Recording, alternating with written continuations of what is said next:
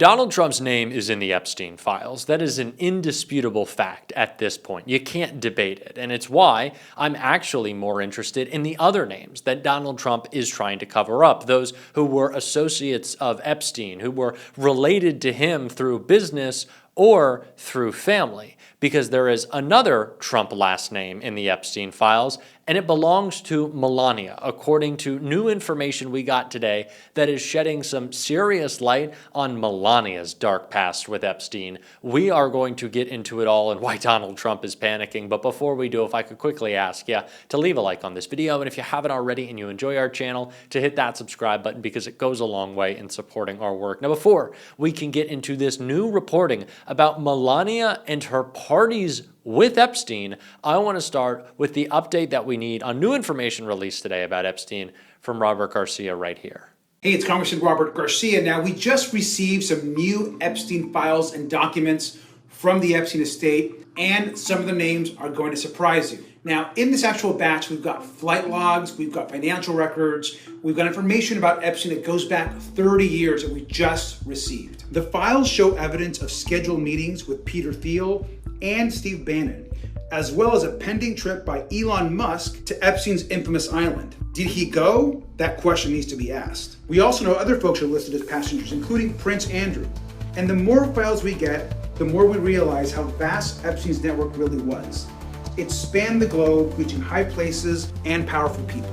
And like I've said before, I don't care how much money you have, how powerful you are, or if you're a Republican or a Democrat. If you harm the women and girls, you deserve to be exposed, and we have to get justice for the survivors.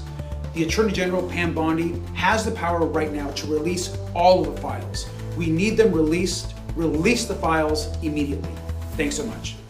I will continue to bring this up every single time I talk about Jeffrey Epstein, but right now, the DOJ is blocking NBC News from obtaining two names of two Jeffrey Epstein associates who were wired $100,000 and $250,000 respectively for we don't know what. But if we did, it might be yet another lead in this quest to get any information that isn't being held down and locked up by the DOJ. Because that is where the birthday book came from. That is where this new round, this new batch of information, flight log showing Elon Musk might have taken a trip to Jeffrey Epstein's island. I guess that's really a shock to no one. But we were able to obtain that information. Robert Garcia and Dems on the Oversight Committee were able to obtain that information because they are going after the associates. They are going after the Epstein estate. That is where they are getting this information from. And it's why Donald Trump wants to cover up for all of those involved in this criminal cabal, because he knows, as I continue to say, if you keep pulling at that string, it is all going to unravel. They can't even really deny at this point that Donald Trump's name is in the Epstein files. We saw Kash Patel melt down when he tried to hear. Who did you tell the Attorney General that Donald Trump's name is in the Epstein files? Yes or no? Why don't you try spelling it out? Yes if you're or gonna mock no, me? Director? Use the alphabet. Yes or no? No? A, B, C, Director, D, E, F? it Don't sounds wanna like do you it? don't want to tell us. Did you tell the Attorney General that Donald Trump's name was in the Epstein files? Why don't you try serving your Director, constituency did by you tell the focusing on Attorney reducing General violent that Donald crime in this Trump's name- country and the number of pedophiles that are Director, legally reclaim my harbored in time, your Director. sanctuary cities in Director, California? reclaim I'll my work with time. you on that. Do Regular you order, wanna Mr. work with us Chairman. on that? Director, I reclaim my belongs to time. the gentleman from California. Did you tell the Attorney General that Donald Trump's name is in the Epstein files? Yes or Question no? has been asked and answered. You've not answered it, and we will take your evasiveness as a consciousness of guilt. It is so obvious that Kash Patel is trying to avoid perjuring himself again. But it's interesting because the question by Eric Swalwell is really like, is Trump's name in the Epstein files? But he didn't ask which one.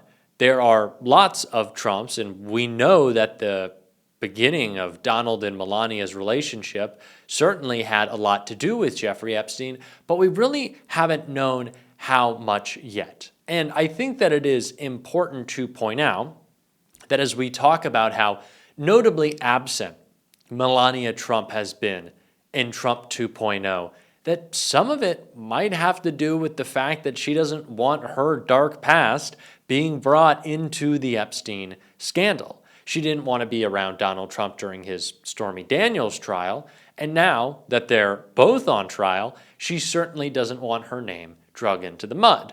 But I'm sorry, that already happened when you were hanging out with Epstein and throwing parties, which was detailed in this Daily Beast report right here.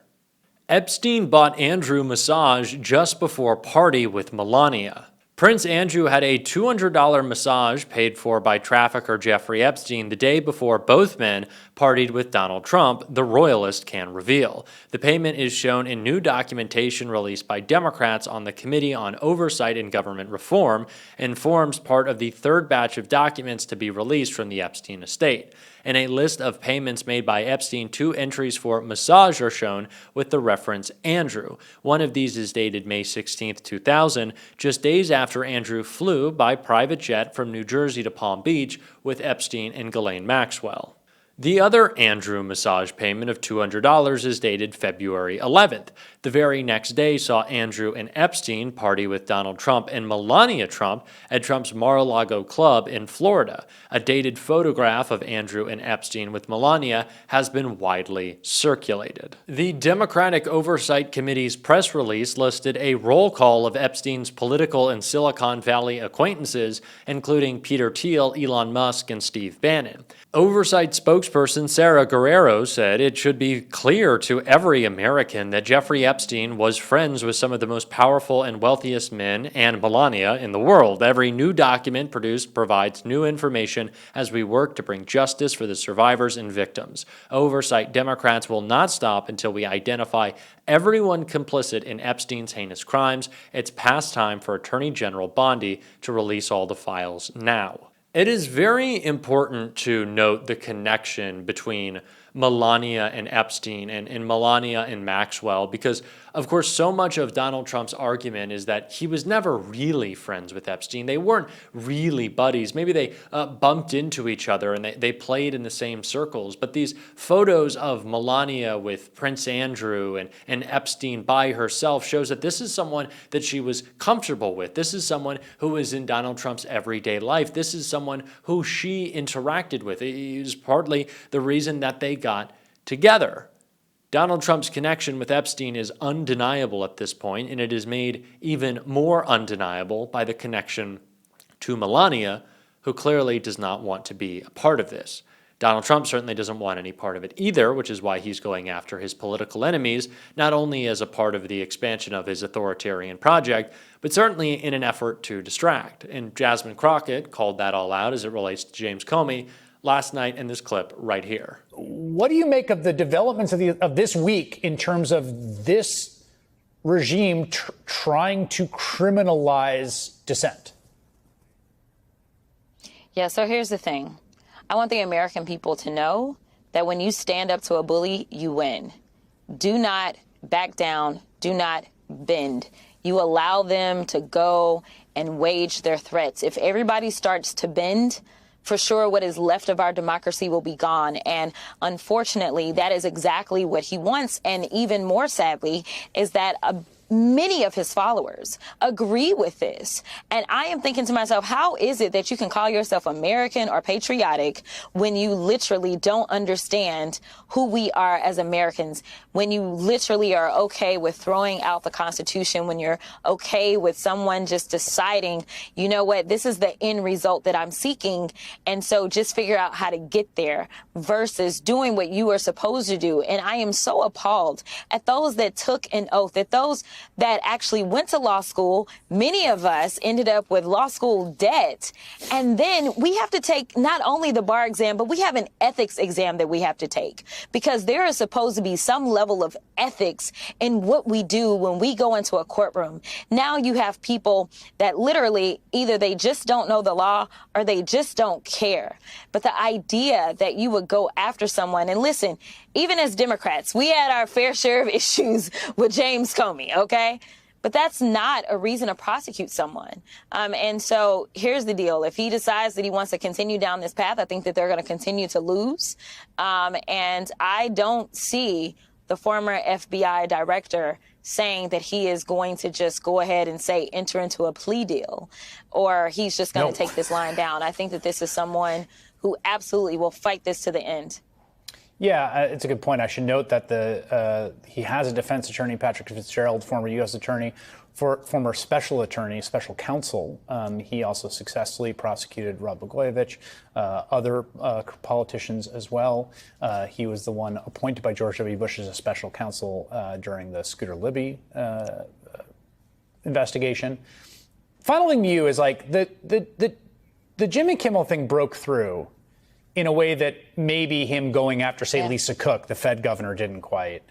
Do you think this breaks through? Is this the kind of thing that people talk about on the grocery store line, in barbershops, etc.? Be honest. I don't know. If I'm being perfectly honest with you, I don't know. As someone who has traveled this country and talked to people on a very granular level, I think, and I love Jimmy Kimmel. I do. I've done his show twice. But him having the notoriety and the popularity that he had was very helpful, right? Yeah. I do think that there are those of us that are always in the weeds, that we look at what happened to Lisa Cook, who won as well, that we look at this situation as with James Comey. I think that there were those that, even when we talk about Colin Kaepernick, one of the things that I've been trying to make sure that people understand is that Colin Kaepernick, that was our first inkling that this was going to be someone that would use his governmental powers to go after free speech. But we kind of shrugged it off. Either you agreed with what he was talking about or you didn't, and you let it go. And that's not what speech is supposed to be about. It's not whether or not you agree. It's whether or not you are able to do it freely. Donald Trump ran for president because he wanted to, of course, grift as much as possible, but also stay out of prison. His new prison has become the Epstein scandal. He wants to stay away from, keep people from talking about, really just cover up Epstein in whatever way possible. And so he will do whatever it takes to go after anyone who holds him accountable and tries to seek justice, but also he'll go after anyone who he thinks will distract the media long enough that he doesn't have to talk about Epstein. Now, that doesn't mean that we shouldn't take all of these issues as seriously, or some even more seriously sometimes, because the moment dictates that we have to. But we should always remember the overarching theme of corruption that is rampant in this administration. That Donald Trump is always seeking to serve himself, and we got to call that out, which we're going to be doing on this show. If you want to support that, as always, you can hit that subscribe button, leave a like on this video. If you stuck around to the end, drop a blue heart in the comments. And if you want to support the show in other ways, you can become a subscriber, either free or paid, to my Substack, linked right here or down below. Keep on fighting. Don't let them silence you. And until next time, I'll see you soon.